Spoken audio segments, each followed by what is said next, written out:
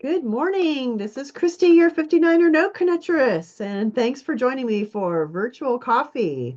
We're going to talk about some important stuff today. Remember, if you ever want to have a one-on-one virtual coffee with me, please reach out to me on any of my social platforms or text or messenger, email, whatever you'd like to do to get on my calendar and let's answer some questions and help each other grow in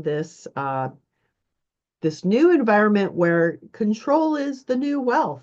We can't always depend on the experts to get us where we want to go. So today we're just going to feature one of the tools in our lending toolbox. Um, so we have a toolbox of what we call tools of relationship lending, all sorts of different pools of money or resources that we can use in full or in part to invest in a note that is backed by actual sticks and bricks, real estate, or mobiles on land, or a commercial building of some kind. And our general rule of thumb is that we want to make sure that the loan is not more than 70% of the market value. That being said, let me open up a couple of little graphics for you.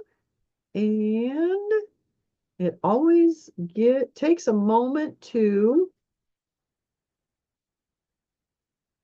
oh, there we go. All right. Just got to hit the right button, you know? So then here I go. And I got to hit the right button again. There we go. Okay, we're on track. Don't worry. It's all about the control. Okay, so here's our toolbox. Just to illustrate that there's many different ways to participate in a mortgage note. You can do it all by yourself. With cash, but we don't always have those kind of resources. So today we're going to focus on one particular tool that we will call the pliers. And I call those the pliers because we want to grab those legacy dollars. This is called the Revocable Living Trust. For your information, this is not one of our tax-free tools. It is simply a vehicle to place our cash, our checking accounts, our cars, our houses, our assets into a big pool called the Revocable Living Trust so that if done correctly, when we pass on, it will roll directly to our heirs who we have set up to receive our assets with a trustee in place, which can or cannot be one of those beneficiaries.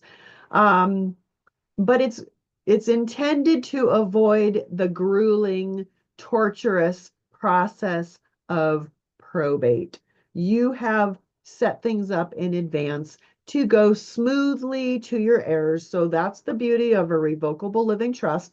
It's revocable because as long as you are alive, you are the trustee.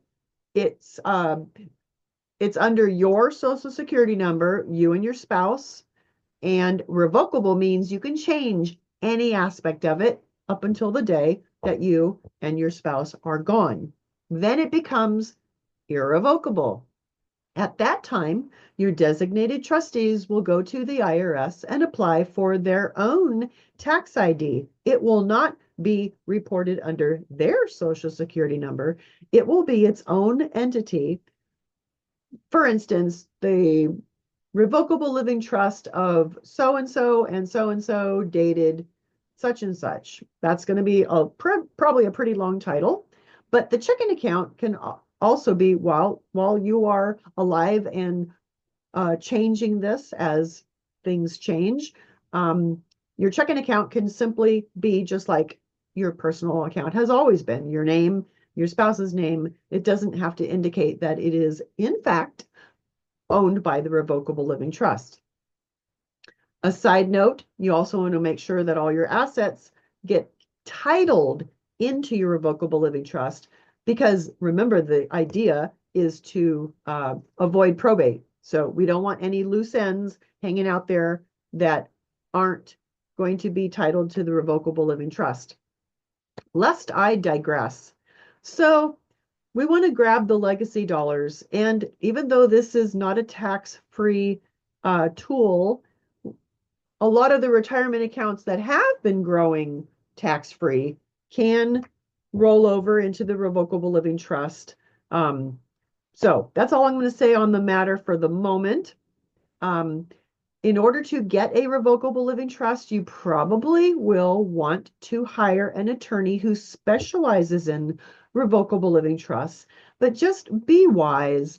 If it costs, maybe $2,000 to set one up, I think that is completely realistic. There are going to be some attorneys who will offer higher levels of revocable living trust at a higher price. Perhaps that will serve different purposes, but the point is spend what you need to do to get one in place, because once it's in place, you can change it, you can modify it, but at least it's there, and it's always going to have that origination date, um, but it can be modified, and it's um, anyway. So I lost my train of thought there, but that's okay because we are out of time, and we are going to see you again on our next virtual coffee meeting. Thank you so much for joining us, and I appreciate each and every one of you. Let me know if I can help you in your journey, and we'll see you next time. Remember, control is the new wealth. We are mining for gold, not fool's gold. And remember, look up the 59ers Club on Facebook if you want to have access to all of these little informational videos. Thanks. Take care. Bye.